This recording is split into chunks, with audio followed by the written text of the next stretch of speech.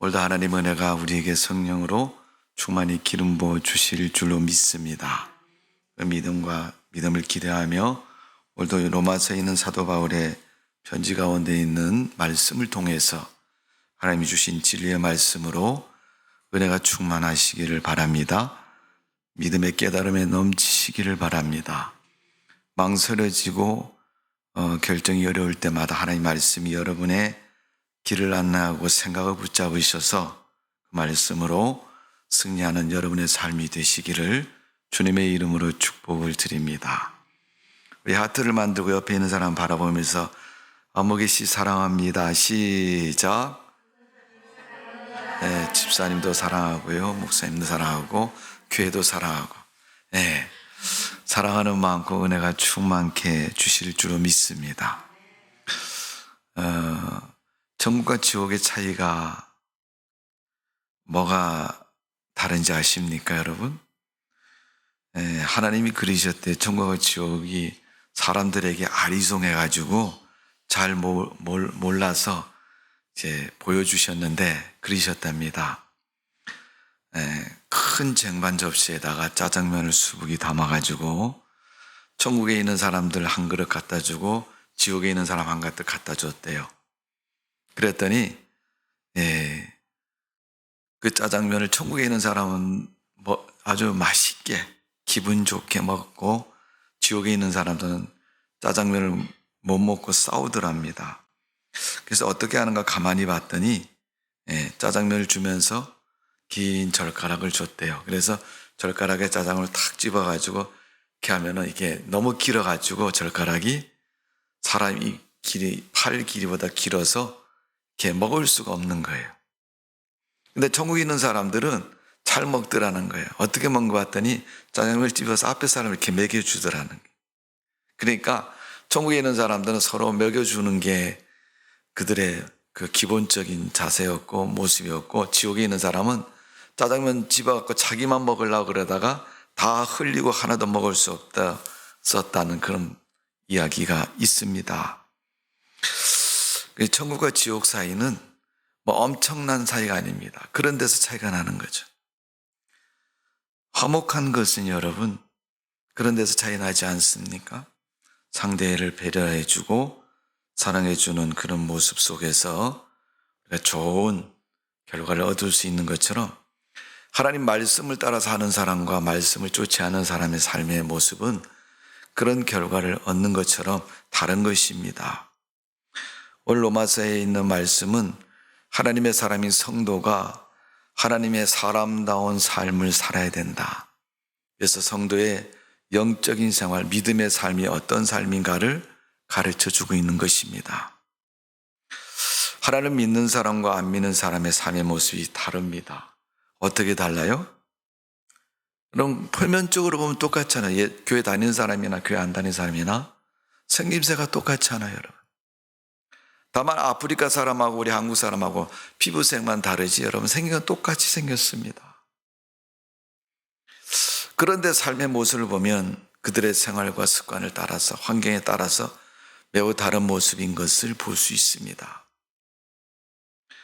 여러분, 하나님 믿는 사람의 생활은 안 믿는 사람과 분명히 다른 것입니다. 다를 수밖에 없습니다. 어쩌면 그것을 명확히 가르쳐 주는 게 로마서 8장에 있는 영적인 생활하는 성도들의 삶의 모습이 무엇인가를 가르쳐 주고 있는 것입니다. 다윗은 시편 51편 10절에 이렇게 말씀하고 있습니다. 내 안에 정직한 영을 새롭게 하소서. 영이 여러분 정직한 영이 있고 안 정직한 영이 있습니까? 정직한 영을 새롭게 해달라. 이는 하나님께서 이미도 인쳐주시고 기름 부어주시고 성령으로 함께 하신 그 사람에게 정직한 영을 새롭게 한다. 하나님이 새로운 은혜를 기름 부어주시고 또 그의 생각과 선도 그를 붙잡으셔서 온전케 하시는 하나님의 은혜를 사모하고 갈구하는 모습을 말하고 있습니다. 하나님이 그에게 은혜 주시면 은혜 충만한 사람이 되는 거고, 하나님의 은혜 주셔도 은혜가 충만하지 못하는 사람은 은혜 충만할 수가 없습니다. 믿음의 사람인 다윗은 하나님이 내 마음속에 날마다 성령을 기름 부으시고 하나님의 은혜를 기름 부으셔서 내가 정직한 그 하나님의 은혜로 날마다 은혜 충만한 삶을 살고 있다는 것을 고백하고 있습니다. 우리가 알다시피 여러분, 다윗은 얼마나 피난 생활을 많이 한 사람입니까? 지금 우리 지구상에도 러시아가 우크라이나를 공격해서 많은 사람이 죽었습니다. 그리고 보니까 집을 향해서 포를 쏘니까요, 아파트도 다 무너지고 불타고 난립니다. 사람의 목숨이 왔다 갔다 하는 그러한 전쟁 지경에 있는 인생을 사는 사람이 다윗입니다. 근데 뭐가 즐겁겠습니까, 여러분? 밤에 자고 눈 뜨고 일어나면 아침 되면 오늘은 어디로 도망갈까? 이게 다윗의 숙제인 겁니다. 자기 목숨을 부지하기 위해서 도망 다니는 삶을 사는 그 모습이 다윗의 모습인 거예요. 그러니까 다윗은 오늘 어디로 도망갈까? 그게 다윗의 하루의 일과의 계획표입니다. 그래서 여러분, 다윗의 그 피난 생활은 광야였다. 성경에 보면 그가 피난 다닌 광야가 몇 군데 나옵니다. 그 광야는 풀도 없고 나무도 없고 사람이 살 수 없는 그런 아주 척박한 땅입니다. 물론 물도 없습니다. 그래서 그 다윗의 그런 환경에서 매일매일 살아가는 삶의 모습이 다윗의 인생입니다. 웬만한 사람 같으면 팔자도 기구하지 내가 어쩌다 이런 인생이 돼서 오늘도 죽지 못해서 도망다니는 신세가 되었구나 그러면서 그런 자기 신세를 한탄만도 합니다. 그런데 그는 그러면서도 그 환경 속에서도 하나님을 향해서 바라보면서 하나님, 오늘은 어떤 은혜 주실 겁니까? 정직한 영을 새롭게 해달라니까 어제 영하고 오늘 영하고 다르다는 의미보다는 은혜가 다름을 말해주고 있잖아요. 똑같은 사과를 먹어도 그 사과가 입에서 타는 날이 있고 딱딱한 날이 있고 쓴 날이 있는 것처럼 같은 음식을 먹어도 맛있을 때가 있고 맛이 없을 때도 있잖아요. 그 이유는 여러 가지겠지만은 그 자기 몸 속에서부터 나오는 그 삶의 욕구만큼, 음식에 대한 욕구만큼 음식은 맛이 달라지는 겁니다. 다윗의 영이 그 마음이 하나님의 은혜로 말미암아 뜨거운 마음, 탄 마음, 기쁜 마음이 되니까 그의 삶이 날마다 즐거울 수밖에 없는 것입니다. 그는 그 고통 속에서 내가 왜 마음이 진노가 쌓이지 않고 기쁨과 웃음이 나는가? 그건 하나님의 은혜라는 것을 그는 알게 되었습니다. 또 고백하게 되었습니다. 그러니까 아침에 일어나면 제일 먼저 기도하는 하나님, 오늘은 어떤 애 주실 거예요? 하나님, 오늘은 어떤 삶을 인도해 주실 겁니까? 그래야 광야로 가는 삶이지만 그 삶 속에서 하나님 주신 기쁨, 즐거움, 소망이 넘치는 삶, 그런 삶이 그의 앞에 기다리고 있다는 것에 대한 기대가 있는 겁니다. 여러분, 매일 새벽마다 성전에 와서 기도할 때 무슨 기도합니까? 기도하고 돌아가서 여러분 일상으로 살아갈 때 오늘은 무슨 일이 벌어질까라는 기대감, 그것이 믿음의 기대감이라면 대단히 기쁜 삶이 될 수 있습니다. 예수님의 제자인 베드로도 베드로전서 2장 11절에 보면 영혼을 거슬려 싸우는 육체의 정욕을 제어하라. 베드로는 명확하게 되기를 하는 거예요. 그 믿음의 고난과 고통을 잘 아는 베드로. 이 베드로야말로 여러분 참 신앙의 경험이 많은 사람이에요. 알잖아요, 여러분. 고기 잡다가 예수님 부름을 받아서 제자가 된 베드로. 변화산에도 갔다 왔고요. 또 갈릴리 바다의 풍랑 속에 배가 잠길 만큼 위험 속에 있을 때 무리를 걸어오신 예수님을 향해서 걸어갔던 사람이 베드로입니다. 또 항상 예수님이 복음을 전하고 이적을 행하시는 그 사역의 현장에 항상 베드로는 같이 있었습니다. 그리고 다윗 의전에 예수님의 예언을 따라서 그가 예수님을 3번 부인한 사람도 베드로 아닙니까? 그러니까 여러분, 어떤 때 넘어지기도 하고 뻘떡 일어나기도 하고 신비스러운 은혜도 경험하고 그런 신앙의 많은 경험을 한 사람이 베드로인데, 그 베드로가 베드로전서 2장 11절에 말한 것이 뭡니까? 영혼을 거스려 싸우는 육체의 정욕을 제어하라. 내 육신 속에서 뻘떡뻘떡 일어나는 인간적인 욕망과 욕심, 정욕을 억누르지 않으면 내가 영혼을 보존할 수도 없고 바른 영혼이 될 수도 없다는 것을 고백하고 있는 것입니다. 이것은 도덕적인 부패와 영적인 타락에서 오는 산물이고 건전한 영적 생활을 통해서 우리가 믿음을 지켜야 하는 것을 말하는 것이고, 성도는 그 믿음으로 세상을 살아야 된다는 것을 가르쳐주고 있습니다. 여러분, 로마서 8장은 2가지의 삶을 병행해서 기록하고 있어요. 육신을 쫓는 생활과 영을 쫓는 생활이 어떤 삶인가를 나누어서 얘기합니다. 시편의 말씀을 보시면 여러분 어떻게 대조적으로 기록하고 있어요? 악인과 의인의 삶을 기록하고 있잖아요. 여러분, 그것도 궁극적으로 우리가 신앙의 눈으로 말하면 하나님 믿는 사람과 안 믿는 사람, 신자와 불신자의 삶을 들어서 얘기하는 것 같은 것입니다. 사도 바울은 육신을 쫓는 삶이 무엇이고 영을 쫓는 삶이 무엇인가를 오늘 본문 가운데서 말씀하고 있는 거예요.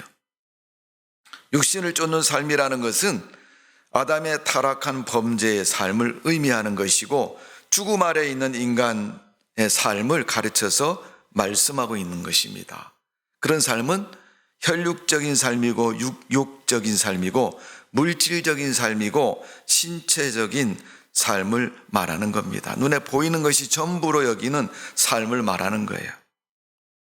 그런 삶의 특징이 몇 가지 있는데, 그 특징의 첫 번째는 뭐냐 하면 성령을 거스린다. 하나님의 뜻을 어떻게 해요? 지키고 알고 순종하기보다는 자꾸 배척을 하는 거예요. 아닌데, 그거 아닌데. 육체의 소욕은 성령을 거스리고 성령의 소욕은 육체를 거스린다는 거예요. 여러분, 흰 바둑알과 검은색 바둑알 2개를 섞어놔 보세요. 무슨 색이 됩니까? 흰 거는 흰색이고 까만색이잖아요. 2개를 섞어놨더니 회색? 물감처럼 흰 물감, 검은 물감 섞어놨더니 뭐예요? 회색? 그렇지 않지요, 여러분. 2가지는 섞일 수가 없는 거죠. 물과 기름은 어때요?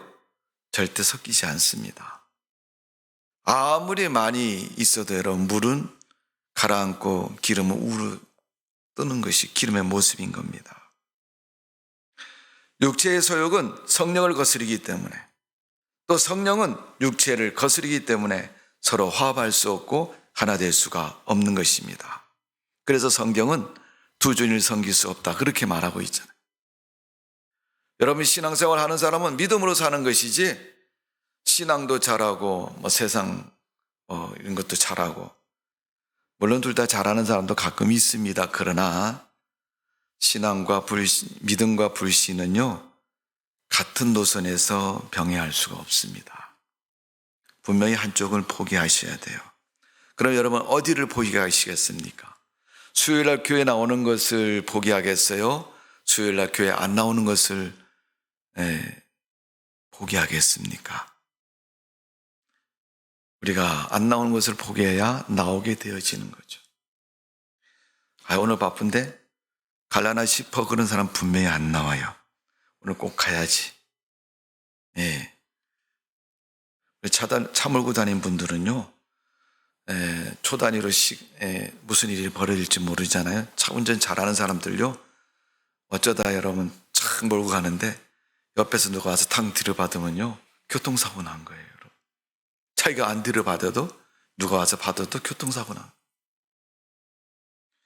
그래서 네가 잘했니, 내가 잘했니, 당신이 왜 들어왔냐, 막 이렇게 몇 마디 하다 보면 시간이 훌 지나가고, 그것도 교회 오는 시간에 딱 골목길에서 나와서 넓은 길을 딱 접어들려 하는데 탕 받아버렸어요.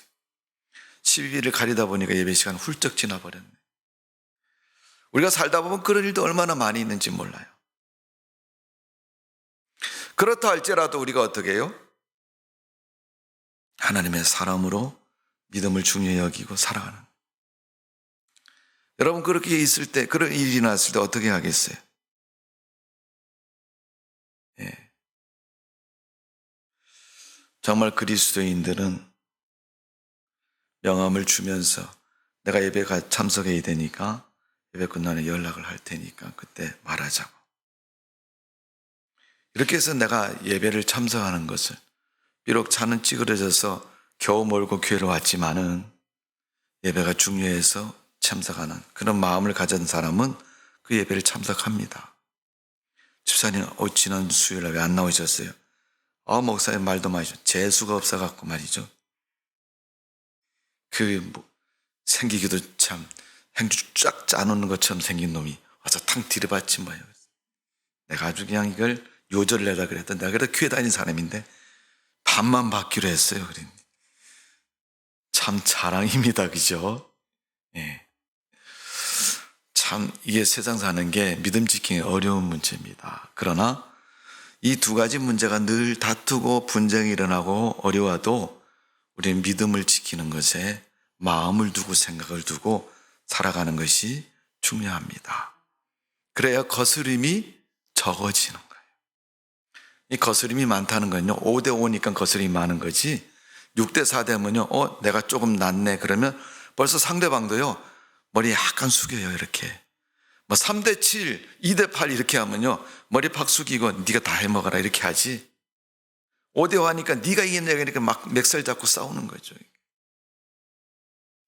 신앙과 불신앙은 여러분, 우리 교회 다니는 사람은 기도 좀 많이 해가지고 1대 9 이렇게 만들어야 돼요. 여러분. 그래갖고 불신앙은 아주 얼굴도 못 쳐다보고 그냥 하나님의 능력으로 권세로 그냥 다 이겨야 되는, 늘 거스림을 갖게 됩니다. 그래서 로마서 1장 28절에서 31절에 보면 사람의 육신에서 나오는 삶의 모습을 쭉 이야기를 합니다.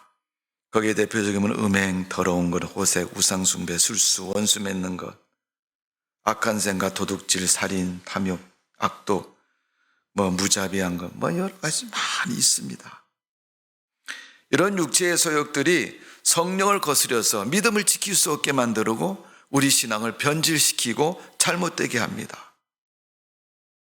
여러분, 사람이 이 인생을 살다가 마음이 공고해지는 건 영적인 빈곤에서 찾아오는 거예요. 그러니까 사람들이 그러냐, 내가 요새 마음이 좀 허해가지고, 그런 분들은요 금식기도 좀 하셔야 돼요. 하나님 앞에 영적인 문제를 가득 채워야 됩니다. 하나님의 은혜로. 두 번째, 육을 쫓는 생활의 특징은 하나님을 기쁘시게 하지 못한다 그랬어요. 왜? 당연하죠. 믿음으로 안 사니까 하나님은 안 기뻐하죠. 당연히. 하나님이 기뻐하는 사람은요 믿음으로 사는 거예요. 그래서 히브리서 11장 1절에 보면 믿음이 없이는 하나님을 기쁘시게 못하나니 그렇게 말씀하고 있잖아요. 육신을 쫓는 자는 육의 일을 생각하고 하나님이 기뻐하는 일을 생각하지 않기 때문에 도리어 하나님과의 어떤 관계가 돼요? 원수 관계가 된다. 원수 관계. 여러분, 우리가 하나님 믿는 성도가 하나님과 원수하면 되겠어요, 여러분? 창세기 보니까 에녹이라는 사람이 나오는데 에녹은 하나님을 기쁘시게 하는 자라 그랬어요. 이유는 뭐냐면 하나님과 동행했기 때문에, 함께 살아갔기 때문에. 여러분, 우리가 어떻게 하나님과 함께 살아갈 수 있어요? 성령 충만하게 살면 되는 거예요. 은혜 받고 살면 되는 거예요. 우리 손에 나는 거 하나도 없습니다. 하나님 은혜 주시면 내 속에 은혜가 충만한 것이고 은혜 받고 살면 되는 거예요. 내가 은혜 많이 받았다고 하나님이 나보고 돈 많이 내라 이렇게 말씀하시잖아요. 그건 여러분 헌금이 아닌 거예요. 일당이고 노동의 대가지. 근데 여러분, 진정한 헌금은요 은혜 받은 만큼 되는 게 헌금이죠. 그러니까 우리가 헌금이라는 말을 많이 사용합니다만은 헌금의 진정한 의미는 은혜의 값을 헌금이라고 얘기할 수 있습니다. 그것처럼 우리가 은혜 받은 만큼 하나님 앞에 드리는 거죠. 여러분, 세상 법정에서도 가끔 이단 데려가는 이야기 나오잖아요. 예, 부인이 이단에 빠져가지고 집을 팔아가지고 갔다가 다 헌금을 했대. 신랑이 열받아가지고 그 집을 어떻게 샀는데 이 마누라가 그래가지고 그냥 법원에 소송을 해야 돼. 교회 목사님 오세요. 그 헌금한 부인 불러다 놓고 앉아가지고 남편하고 셋이 앉아서 재판을 하는 겁니다. 근데 여러분, 헌금에 대해서는 죄를 물을 수 없는 거죠. 왜? 그건 여러분 자의적인 여러분 헌신이기 때문에. 너 해라 해서 하는 것이 아니고 내가 하겠습니다. 그래서 하는 것이 진정한 헌금의 정신입니다. 그러니까 하나님을 기쁘시게 하는 믿음으로 살아야 기쁘게 하는데, 그 믿음으로 사는 것 중에는 우리가 하나님을 기뻐하는 이유가 거기에 있는 것입니다. 그 중에 대표적인 사람은 에녹이라는 사람, 하나님과 동행했고 하나님이 그를 기뻐하셨다. 그 증거로 에녹을 하나님이 데려가셨다 그랬어요. 인간이 하나님의 영을 쫓아 행할 때 에녹과 같이 하나님을 기쁘시게 할 수 있는 것입니다. 이는 거듭나지 못하고 부패한 인간성을 가진 사람은 결코 할 수가 없습니다. 교회에서도 여러분, 하나님 말씀, 교회에서도 교회의 말을 잘 안 듣는 사람은요, 믿음이 없는 사람이 잘 안 들어요. 여러분, 믿음이 있는 사람이 어떻게 교회의 일을 하나님의 일을, 하나님의 말씀을 잘 순종하지 않고 말씀을 잘 듣지 않습니까, 여러분? 믿는 척하는 사람은 안 들을 수 있어요, 여러분. 앞에서는 아멘, 뒤에 돌아가면 절대 안 하죠. 그러니까 대부분 여러분, 이스라엘 백성들을 신앙의 퉁튀긴 중에서 가장 하나님 앞에 책망을 많이 받는 사람들의 1순위는 우상 숭배하는 사람, 두 번째는 거짓 믿음을 가진 사람, 이중인격을 가진 사람, 교회 안에서는 아멘이지만 교회 밖에 나면 완전히 술 취한 사람처럼 살아가는 거예요. 세상적인 사람들처럼 살아갑니다. 신앙과 불신앙 사이를 오가면서 쓰러지고 넘어지고, 그것도 부족해서 오히려 교회 잘 다니는 사람들에게 신앙의 그릇된 본을 통해서 시험에 들게 만들고 회의감을 갖게 만드는 그런 일을 하는 겁니다. 그래서 거듭나지 못하고 부패된 그 죄의 속성을 가지고 그대로 살아가면 도저히 하나님 앞에 믿음을 지킬 수도 없고 하나님을 기쁘게 할 수도 없습니다. 성도 여러분, 우리가 믿음 생활 잘 하는 것도 하나님을 기쁘시게 하는 일입니다. 하나님은 네가 은혜가 좋아서 내가 축복해 주었다. 그러니까 내가 복을 내렸으니까 네가 얼마를 나에게 줘라. 이렇게 말씀하시지 않습니다. 그가 은혜를 받아서 믿음으로 살면 살수록 하나님은 그를 바라보는 것조차 기쁘시고 즐거운 것입니다. 마치 자녀가 성공하면 성공할수록 그 부모는 어떻게 해요? 기쁘신 거죠. 그 아들이 대통령이 됐다고 생각해 보세요. 저 파란 지붕 밑에 청와대에서 사는 대통령이 됐다. 얼마나 마음에 자부심을 갖겠습니까? 그 존재 자체만 해도 여러분, 자기 아들이지만 부모가 오히려 존경스러운 모습이고, 그 아들이 그렇게 성공한 것이 나의 기쁨처럼 기쁜 것이 그 부모의 마음인 거예요. 우리가 세상을 살아가면서 하나님의 사람으로 세상 가운데서 복음을 위해서, 믿음을 위해서 큰 사명을 감당하면 하나님이 어떻게 했어요? 너무너무 기쁘신 거예요. 아마도 하나님이 로마에서 그렇게 말씀하셨을 겁니다. 사도 바울을 보면서, 야, 바울아, 수고 많이 했다. 네가 이 로마까지 오느라고 얼마나 수고했나. 이 아그리파 왕, 내가 복음 전하는 게 그 예수 믿게 하는 것이 소원이었는데 네가 드디어 그 일을 해냈구나. 아그리파 왕에게 담대하게 복음을 전하고, 만일 그가 최영장으로 끌려간다면 그때 하나님이 그 바울을 등에 업고 가시면서, 얘야, 내가 너를 오늘 업어서 비록 죽는 처형장에 가지만은 마지막으로 너를 업어줄 테니까. 세상에 나한테 업힌 사람 네가 제일 처음이다. 그 말만 들어도 바울은 하늘을 날아갈 것처럼 기쁠 것입니다. 주님이 나를 업으셨다는데. 그러면서 그의 믿음을 인정하시고 평온케 해 주셨을 겁니다. 성도 여러분, 우리가 믿음으로 삶으로 하나님을 기쁘시게 하는 성도의 모습 되시기를 주님의 이름으로 축원합니다.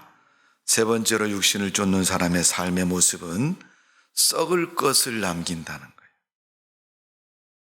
영적인 것은 하나도 없습니다. 썩는 것, 육의 것만 남는 거예요, 여러분. 성령으로부터 영생을 거둔다고 성경을 가르쳐주고 말씀하셨는데, 썩을 것은 뭐예요? 영생이 아닙니다. 사라지는 것이고 망하는 것이고 없어지는 겁니다. 그것처럼 우리가 육에 사는 삶은요, 남는 게 아무것도 없어요. 썩을 것만 거두는 거예요. 우리 인간의 마음은 동물과 같아 그럽니다. 어떤 동물학자 그러죠? 깨구리는 추접한 마음이고 호랑이는 싸놓은 마음이고 공작은 교만한 마음이고 염소는 음탕한 마음이라고 그래요. 독사는 물면은 한 방에 보내는 그런 마음을 가지고 있다는 거예요. 그런 마음으로 여러분 세상을 살면 그렇게 되는 거예요. 여러분. 인생은 마음먹은 대로 되잖아요, 여러분. 내가 원하는 대로 다 되는 건 아니지만 그래도 여러분 선한 것은 참 열매 맺기 쉽지 않은데 나쁜 거는요, 그렇게 하면 바로 그렇게 결과가 나와요. 자기 육체를 쫓는 사람은 썩어질 것을 거둔다. 성경의 말씀이고 약속입니다.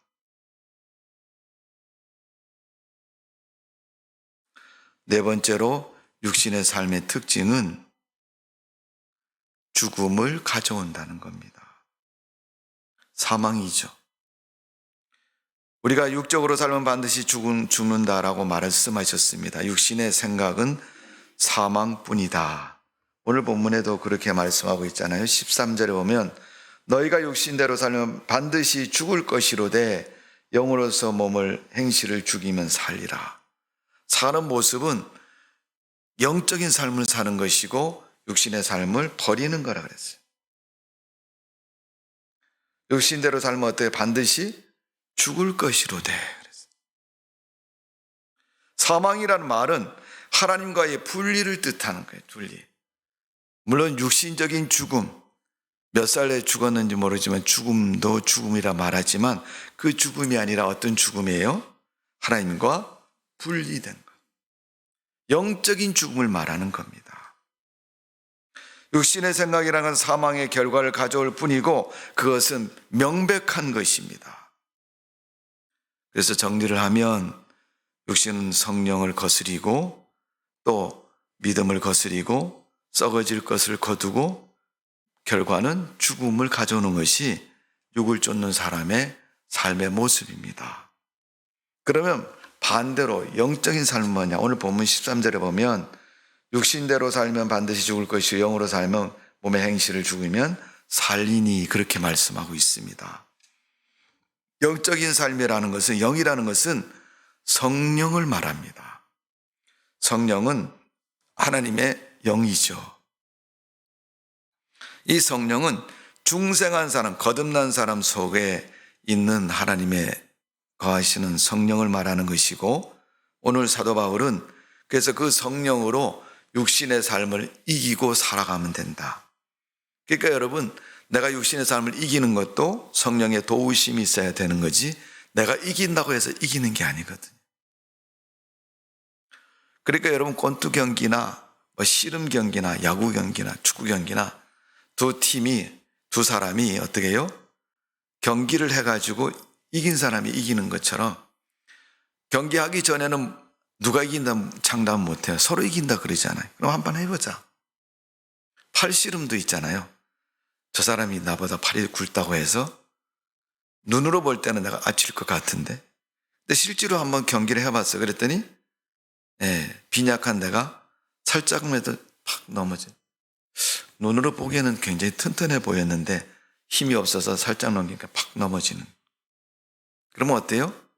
사람들은 다 굵은 팔을 간 사람이 이기는 줄 알았더니 그게 아니었다는 거예요. 그것처럼 우리가 경기를 해봐서 이긴 사람이 이기는 것처럼 영적인 생활은 성령의 능력으로 이기는데 그 하나님의 도우심으로 이긴다는 거예요. 우리가 이긴다고 해서 이기는 게 아니라 하나님이 힘을 주셔서 강한 힘으로 이기게 해주신다는 겁니다. 그때 오늘 본문의 말씀은 만일 너희 안에 하나님의 영이 거하시면 너희가 육신에 있지 아니하고 영에 있는 누구든지 그리스도의 영이 없으면 그리스도의 사람이 아니라, 이렇게 말씀하고 있습니다.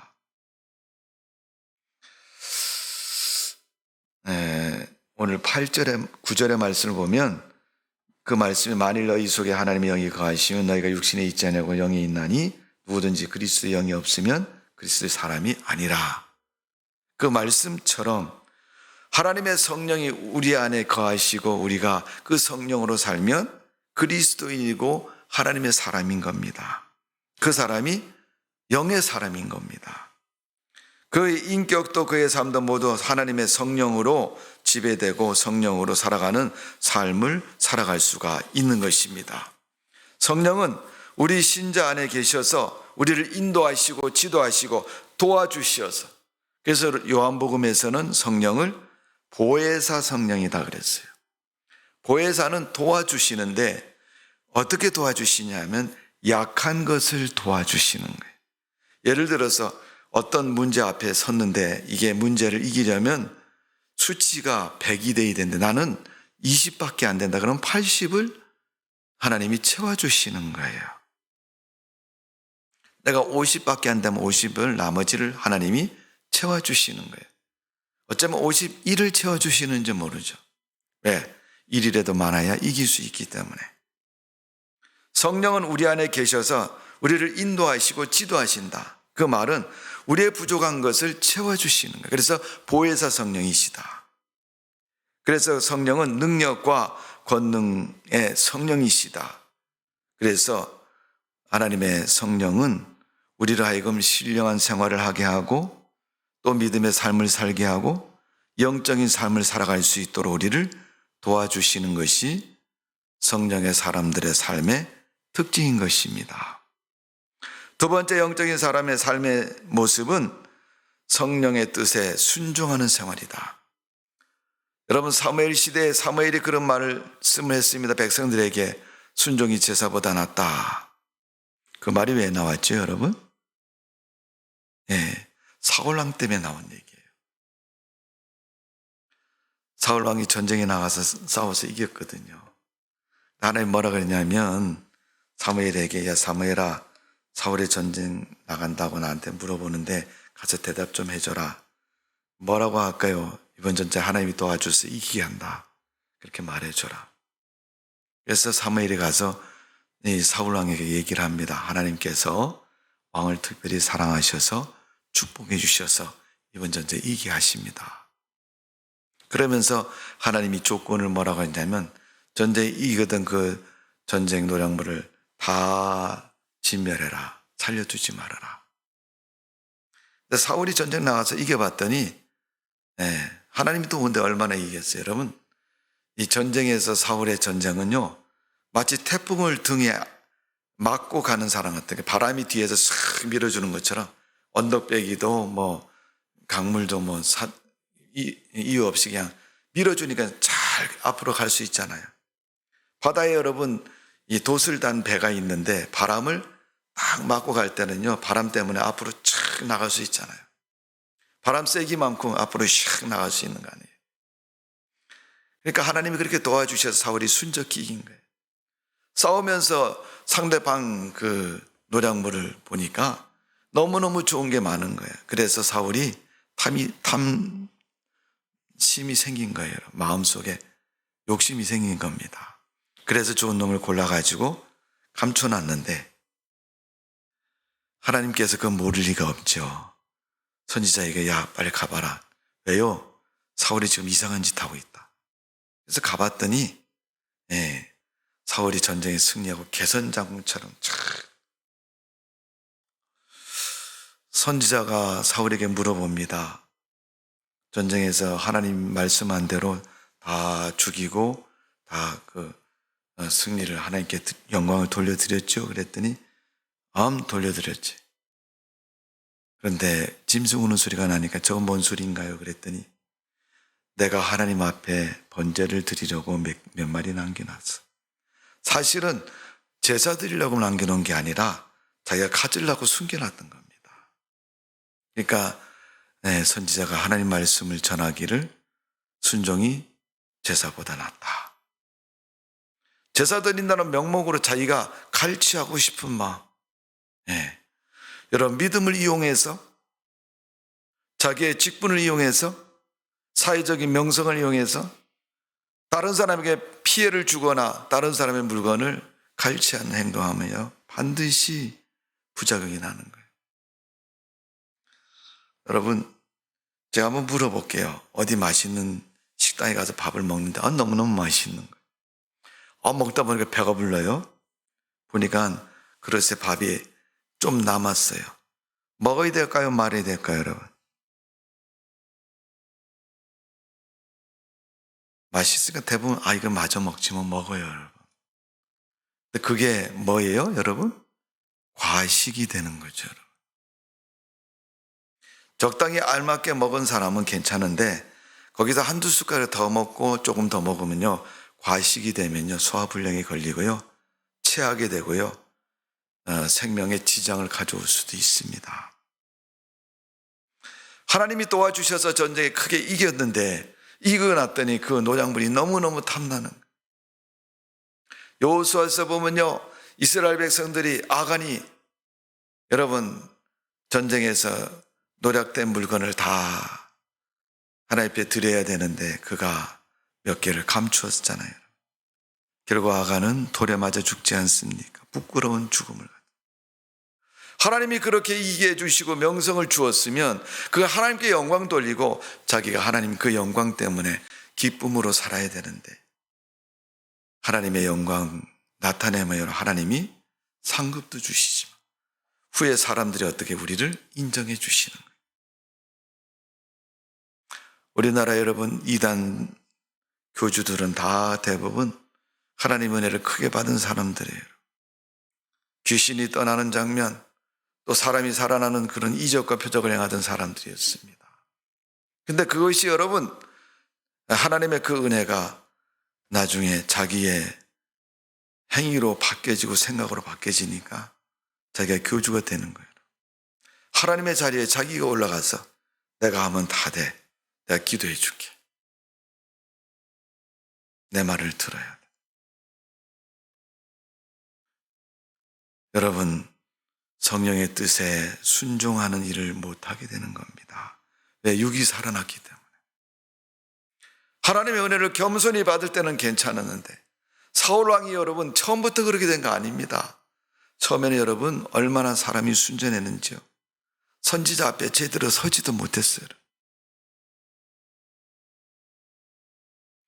우리 교회 얘기는 아닙니다. 저 옆에 있는 교회 얘기입니다만은, 목사님 뭐라 그러면요, 목사님 어떻게 그렇게 해요. 그런데 집에만 돌아가면 그 암흑의 목사가 목사님 욕을 막 한다는 거예요. 애들 앞에서 욕하고 친구들 앞에서. 그 뭔 목사 못 쓰겠어 막 이런 거 다닌다는 거예요. 차라리 면전에 대고 얘기하는 게 낫지, 여러분. 뒤에 가서 얘기하는 건 뭡니까, 여러분? 사람의 그 마음 상태, 신앙의 상태가 뭔지를 보여주고 있는 거예요. 육신의 생각은 영적인 생활을 하지 못하게 하고 자꾸 거스리게 하는 거예요. 하나님의 뜻을 자꾸 배반하게 만듭니다. 그래서 믿음이 없는 사람은요, 교회에서 공부를 시키면요, 뿔난 송아지처럼 딴짓을 하는 겁니다. 하나님은 신자 한 사람 한 사람 하나님 앞에 순종하는 것이 제사보다 낫다고 말씀하셨고, 진리에 순종하는 자가 영혼을 깨끗하게 하고 거짓 없이 형제를 사랑하는 사람이 하나님께 영광을 나타낸다고 말씀하고 있습니다. 교회에 유익된 하나님의 사람이라고 말씀하고 있습니다. 그런 삶이 되기 위해서는 세 번째 영적인 삶은 구별해서 살아야 된다는 거예요. 구별해서. 믿음이 있다는 것은요, 똑같이 세상을 살아도요, 구별할 줄 아는 사람이 믿음이 있는 사람인 거예요. 성도라는 것은 거룩하게 구별된 자를 말하는 것이고, 그런 믿음의 신분을 가진 사람이 성도인 겁니다. 성도가 여러분 한문을 쓸 때는 뭐예요? 거룩할 성자에다가 길도자잖아요. 거룩한 길을 가는 사람이 성도예요. 그런 삶을 사는 사람이에요. 목사님만 거룩해야 되는 게 아니고 누구든지 하나님 믿는 사람은 다 그렇게 살아가야 되는 거예요. 하나님께서 거룩하고 구속된 뽑아 세운 그러한 무리가 성도인 것입니다. 성도의 생활은 세속 속에 살고 있지만은 무리의 기름처럼 구별된 인생을 사는 것이, 세속화되지 않는 삶을 사는 것이 구별된 생활의 모습인 겁니다. 그래서 성도는 옛사람과 구습을 벗어버리고 거룩하게 구속된 새 마음으로 새로운 삶을 살아가는 거예요. 오늘 여러분, 우리의 삶이 그런 삶이 되시기를 바랍니다. 여러분 신앙에 연수가 있으면요, 이게 모호해지는 사람이 참 많아요. 교회에 나온 지 오래되면요, 교회에 대한 모든 그 종교적인 부분이 다 익숙해 있잖아요, 여러분. 익숙해 있으면요, 어떻게 해요? 형이 그러잖아요, 동생 보고. 야, 넌 모르는 거 있어 형한테 물어봐. 형이 다 가르쳐 줄게. 그러면 형이 이제, 동생이 이제 모른다? 그럼 이제 형, 이게 뭐야? 이거 어떻게 해야 돼? 그러면, 자식, 그것도 몰라? 지는 뭐 옛날에 알았나? 지도 배워서 아는 걸. 그러면서 자기가 먼저 배웠다고. 자식, 그것도 몰라. 이건 이렇게 하는 거야. 근데 형도 모르는 걸 물어보면 뭐라 그래요? 나 모르니까 연구 좀 해보고 대답해 줄게. 내가 나도 물어보고 얘기해 줄게. 이렇게 얘기하면 좋은데, 뭐라고 얘기해요? 야, 그냥 넘어가. 뭘 넘어가요? 여러분 모르는데. 그냥 좋은 게 좋은 거야. 여러분, 신앙생활은 그런 게 아닙니다. 하나님이 아니면 마귀고, 어둠이 아니면 빛인 것이고, 참이 아니면 거짓인 것이지, 여러분. 왔다 갔다 하는 게 아닙니다. 영적 생활은 분명합니다. 그래서 구별된 생활이 돼요. 마지막으로 영적 생활을 사는 사람의 삶의 결론은, 육신의 삶의 결론은 뭐예요? 죽음이라 그랬죠. 근데 믿음으로 사는 성도의 삶의 결론은 뭐예요? 신령한 열매를 맺는 삶이다. 갈라디아서 5장에 보면 그 삶을 잘 가르쳐주고 있습니다. 5장 16절에서 21절에 보면 육신의 삶을 쭉 말해주고 있어요. 로마서 1장에 있는 것처럼 그런 삶들을 얘기하고 있어요. 그런 삶 뒤에 가면 5장 22절, 23절, 24절, 3절은 신령한 열매를 가르쳐 줍니다. 그 신령한 열매가 뭐예요? 성령의 9가지 열매를 가르쳐 주고 있어요. 사랑, 희락, 화평, 온유,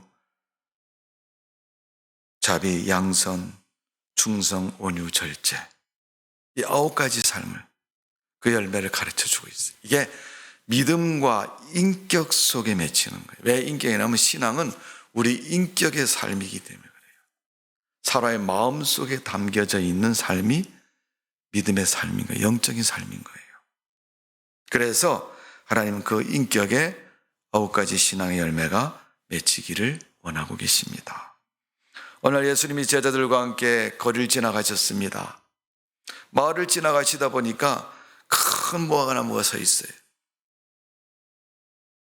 시장하신 예수님께서 그 무화과 나무의 열매를 구하셨지만 얻을 수 없게 됐어요. 야, 이 무화과 나무야, 너는 지금 몇 살이고 키가 얼만데 아직도 열매를 맺지 못했느냐. 예수님이 책망하셨습니다. 시간이 지나고 다음 날 보니까 그 무화과 나무 말라 죽었습니다. 무화과 나무가 저주를 받아서 열매 없는 그가 마른 나무가 되고 말았습니다. 성도는 모든 생활 속에서 하나님이 기뻐하는 영적인 열매를 맺어야 됩니다. 이 9가지 열매 중에 우리가 한 가지라도 맺힌다면 하나님은 기뻐하실 겁니다. 제가 그런 말씀을 드리잖아요. 어떤 엄마가 애들 자랑을 하죠. 친구들 만나면 우리 아들 수학을 참 잘해. 어제도 100점 맞고 오늘도 100점 맞고 아마도 내일 가면 또 100점 맞겠지. 실상을 보면 걔 정말 수학은 참 잘해요.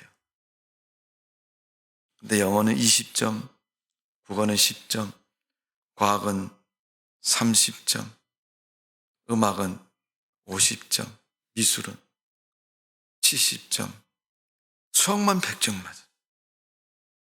엄마는 맨날 친구들한테 우리 애 수학 잘해. 공부 참 잘해. 수학 100점 맺는데 맨날 100점 맞는데. 그러니까 친구들이 들을 때는 저 집에는 수학을 100점이, 다른 거 대부분 수학이 제일 어렵잖아요. 그죠? 그러니까 다른 과목 쉬우려니 하고 다 100점이죠. 그럼 네 아들은 올 100점이냐? 거긴 대답을 안 해. 그런데 수학은 100점 맞았다고 맨날 자랑해. 듣는 사람은 전수 다 100점 맞는 줄 알아요. 성도 여러분, 우리가 신앙생활 한 가지만 잘해도 하나님이 기뻐하시고 좋아하시고 즐거워하십니다. 예배만 잘 드려도 하나님 기뻐하시는데, 기도만 열심히 해도 기뻐하시는데, 성가대만 열심히 해도 기뻐하시는데, 그저 하나 하라 그러면, 청소하자 그러면 바빠서 못한다 그러지. 돌아가면서 구역별로 밥하자 그러면요, 자기가 할 때는요, 반찬 돌아가면서 여러 가지 나누어서 해보라 그러면요, 자기는 꼭 식구들 숫자 씌어가지고 딱 먹을 만치만 딱 해갖고 오고, 또 밥 먹고 나면 눈 크게 뜨고 이렇게 봐요. 뭘 봐요? 뭐 남았는가? 누가 싸갈까 봐 얼른 쫓아가갖고, 집사님 내가 싸주면 안 될까? 그건 아니잖아요, 여러분. 우리가 잘하는 것 하나만 있어도 하나님 기뻐하는데, 한 가지만이라도 여러분, 우리가 믿음 생활 잘해서 하나님이 기뻐하시고 영광 돌린다면 그 믿음의 열매가 맺혀질 수 있습니다. 전수 다 잘하지 못해도, 다 열심히 못해도 여러분, 내가 잘하는 거라도 열심히 하면 하나님은 기뻐하시고 그에게 소망을 크게 두신다는 사실을 분명히 기억하시고, 여러분 육의 삶이 되지 마시고 영의 삶이 되셔서, 성도의 삶이 되어서, 믿음의 삶이 되어서 하나님께 영광 돌리는 우리의 믿음이 되어지기를 주님의 이름으로 축복을 드립니다. 기도하겠습니다. 아버지 하나님, 주님 앞에 예배를 드렸습니다. 주님이 우리 예배를 받으시는 줄로 믿습니다. 영의 생활과 육의 생활에 대해서 사도 바울이 로마서 8장에 말한 생활을 생각해 보았습니다. 영의 생활은 성령과 동행하는 삶이고 하나님이 기뻐하는 삶이고 하나님께서 인정하는 성도의 삶인 줄로 믿습니다. 그런 믿음 되고 삶이 되어서 하나님이 기뻐하는 성도의 삶 되기를 원합니다. 우리 하나님, 우리의 믿음을 붙잡아 주옵소서. 우리 속에 항상 계셔서 성령 충만한 삶이 되게 해주시고 성령의 열매가 가득 맺히는 우리의 믿음 되게 하여 주옵소서. 우리의 삶 되게 하여 주옵소서. 예수님의 이름으로 기도하옵나이다. 아멘.